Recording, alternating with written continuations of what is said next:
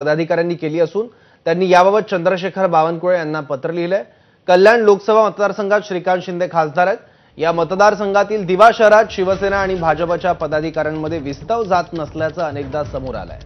त्यातच दिवा शहराचे मंडळ अध्यक्ष सचिन भोईर यांनी प्रदेशाध्यक्ष चंद्रशेखर बावनकुळे यांना पत्र लिहिलंय। कल्याण लोकसभा मतदारसंघात पक्षीय ताकद, लोकप्रतिनिधींचं संख्याबळ भाजप खासदारासाठी पोषक आहे। त्यामुळे कल्याण लोकसभेचा उमेदवार हा कमळ चिन्हावरच लढवावा अशी मागणी पत्रात केली आहे। कल्याण डोंबिवली तर भारतीय जनता पार्टीचा बालेकिल्ला समजला जातो।